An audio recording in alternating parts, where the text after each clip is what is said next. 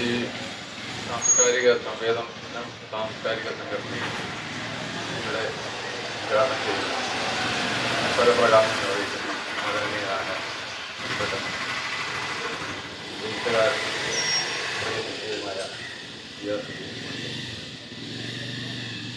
പരിചയപ്പെടുത്തുന്ന NV ബാലൻ, മോഹന നടുവത്തൂർ, ആനന്ദ മാഷ്, ഇവിടെ എത്തിച്ചേരേണ്ട മറ്റു പ്രധാനപ്പെട്ട വ്യക്തികളെ,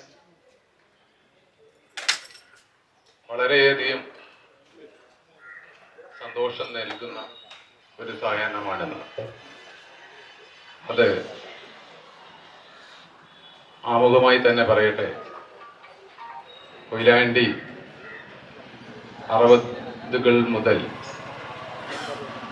ഇന്നോളം പുലർത്തിയിട്ടുള്ള ഒരു സാംസ്കാരിക ഔന്നിത്യം, ആ ഔന്നിത്യം നമുക്ക് ഈ കൊറോണ ഉൾപ്പെടെയുള്ള മഹാമാരികളിലൂടെയൊക്കെ കടന്നു പോയിട്ടും കൈമോശം വന്നിട്ടില്ല എന്ന് തെളിയിക്കുന്ന സുഹൃത്തുക്കൾ നമ്മളെല്ലാവരും ഇവിടെ ഒത്തുചേർന്നു എന്നതാണ് ഈ സായാഹ്നത്തിന്റെ ഏറ്റവും വലിയ സന്തോഷം.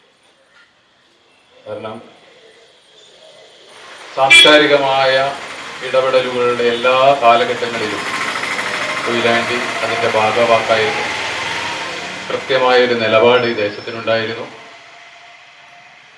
എല്ലാ പുതിയ ഐഡിയോളജിയെയും പ്രകടിപ്പിക്കാനും അതിൽ ഈ ദേശത്തിനുള്ള പങ്ക് ഉത്തരവാദിത്തോടുകൂടി നിർവഹിക്കാനും കഴിഞ്ഞ ഒരു നാടാണ്. അതുകൊണ്ട് തന്നെ ഇവിടെ ഒരു പുതിയ സാംസ്കാരിക സംഘടനയുണ്ടാവുക എന്നതും ഇപ്പോൾ ഈ വേദിയിൽ വെച്ച് പ്രകാശനം ചെയ്യപ്പെടുന്ന പുസ്തകവുമൊക്കെ വളരെ പ്രസക്തമായ കാര്യമാണ്. അതിനെക്കുറിച്ചൊക്കെ സുദീർഘമായി നമ്മോട് സംസാരിക്കാൻ കെൽപ്പുള്ളവരാണ് നമുക്കൊപ്പമുള്ളത്. കൽപ്പറ്റ നാരായണ മാഷ് ഏതിലെയും പൂക്കുന്ന കാടുകൾ എന്ന് പറഞ്ഞ അദ്ദേഹത്തിന്റെ കൃതി വൈക്കം മുഹമ്മദ് ബഷീറിനെ കുറിച്ചുള്ളതാണ്. ആ പുസ്തകം വരുന്നതിൻ്റെയൊക്കെ എത്രയോ വർഷങ്ങൾക്ക് മുമ്പ് വളരെ ആത്മബന്ധം എനിക്ക് അദ്ദേഹവുമായിട്ടുണ്ടായിരുന്നു.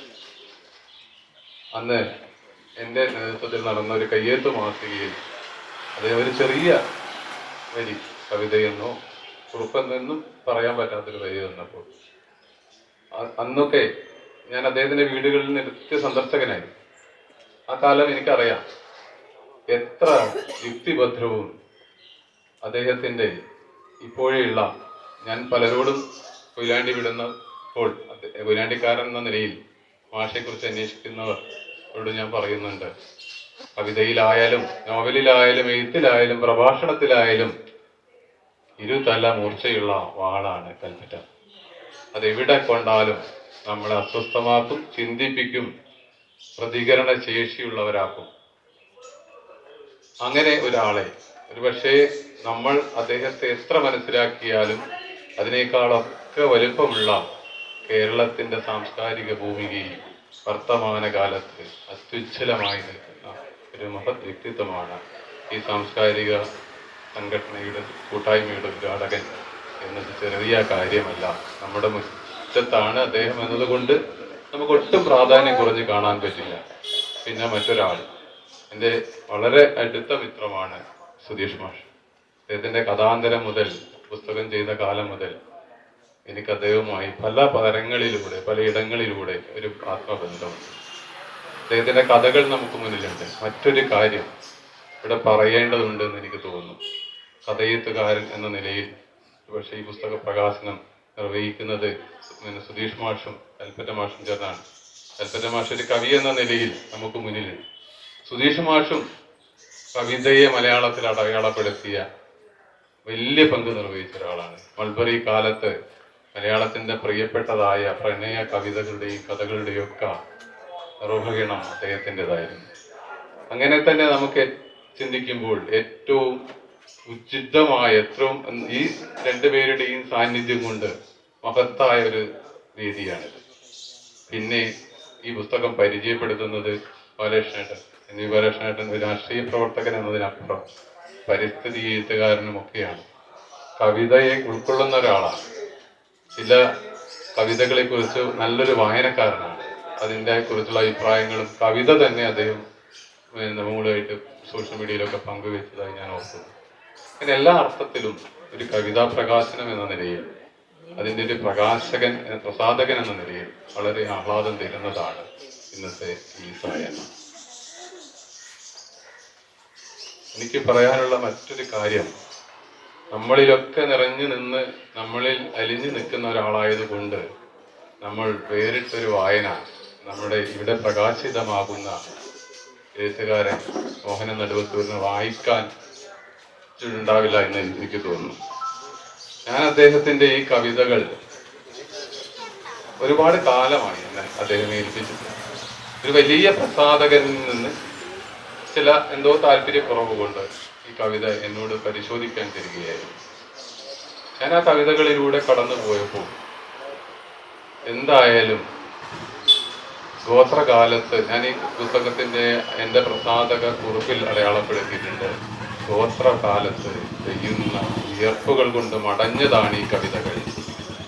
അത്തരം മടയലുകൾ ചേർത്ത് വെക്കാൻ കഴിഞ്ഞ് എന്നതാണ് ഈ പുസ്തകത്തിന്റെ പിറവിയിലൂടെ പ്രസാധകൻ എന്ന നിലയിൽ എനിക്കുണ്ടായൊരു ആനന്ദം.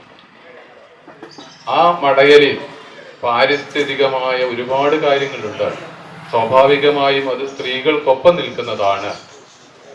അതിന് പാർശ്വവൽക്കരിക്കപ്പെടുന്നവരോട് ഐക്യദാർഢ്യമുണ്ട്. അതുകൊണ്ട് തന്നെയാണ് ഞങ്ങൾ 4-5 ഇംപ്രിന്റുകളിൽ പുസ്തകം ചെയ്യുന്നു. 500ഓളം പുസ്തകങ്ങൾ ഇതിനകം 18 വർഷം കൊണ്ട് മലയാളത്തിന് നൽകിയിട്ടുണ്ട്. പക്ഷെ വളരെ കവിതകൾ ഇല്ല എന്ന് വേണമെങ്കിൽ പറയാം. അതിന് ഒരുപാട് കാരണങ്ങളുണ്ട്. ആ കാര്യങ്ങളിലേക്കൊന്നും ഞാൻ കടക്കുന്നില്ല. പക്ഷെ ഈ കവിത പ്രകാശിപ്പിക്കേണ്ടത് എൻ്റെ ഉത്തരവാദിത്തമാണ് എന്ന തികഞ്ഞ ബോധ്യം കൊണ്ടാണ് ഇത് ഞാൻ സാധിച്ചെടുത്തത്. ഈ പ്രതിസന്ധി നിറഞ്ഞൊരു കാലം നമ്മുടെ മുന്നിലൂടെ കടന്നു പോയത് കൊണ്ട് അല്പം വൈകി എന്നത് ഒരു ക്ഷമാപണത്തോടു കൂടി തന്നെ ഇവിടെ ഞാൻ പറയുകയാണ്. എന്നാലും ഈ പുസ്തകം സാധ്യമായി, അത് ഈ സന്ദർഭത്തിൽ പ്രകാശിതമാവുന്നു എന്നൊരു ആഹ്ലാദം കൂടിയുണ്ട്. ഈ ഇവിടെ ഉദ്ഘാടനം ചെയ്യപ്പെടുന്ന ഈ സംഘടന നമ്മുടെ കൊയിലാണ്ടിയുടെ സോമമാഷ് ഉൾപ്പെടെയുള്ള, രവീന്ദ്രമാഷ് ഉൾപ്പെടെയുള്ള സാംസ്കാരിക വേദിയുടെ കാലത്ത് വളരെ ശക്തരായ, കേരളത്തിന്റെ ഏത് ഭാഗത്ത് പോയാലും കൊയിലാണ്ടിയിൽ ഞങ്ങൾ സാംസ്കാരിക ജീവിതം നയിച്ചിരുന്നു, രാഷ്ട്രീയമായി ഞങ്ങൾ ജീവിച്ചിരുന്നു എന്ന് പറയുന്ന, മലയാള ഭാഷയെയും ചിന്തയെയും നിർണയിച്ച ഒട്ടേറെ ആളുകളെ എനിക്ക് യാത്രകളിൽ കണ്ടുമുട്ടാൻ കഴിഞ്ഞിട്ടുണ്ട്. അവരൊക്കെ പല കാലത്ത് പല രീതിയിൽ ജീവിച്ച ഈ ഭൂമിയെ വീണ്ടും സാംസ്കാരികമാക്കി ഉർവരമാക്കുന്നതിൽ ഈ സംഘടനയ്ക്കും ഈ സായാഹ്നത്തിനും കഴിയും എന്ന വിശ്വാസത്തോടുകൂടി ഞാൻ എല്ലാവരോടും നന്ദി പറഞ്ഞുകൊണ്ട് എൻ്റെ അധ്യക്ഷ പ്രസംഗം ഞാൻ അവസാനിപ്പിക്കുന്നു. ഈ ചടങ്ങ്, ഈ സാംസ്കാരിക സംഘടനയുടെ ഉദ്ഘാടനത്തിനും പുസ്തക പ്രകാശനത്തിനും വേണ്ടി ആദരണീയനായ കൽപ്പറ്റ നാരായണ മാഷ് ക്ഷണിക്കുന്നു.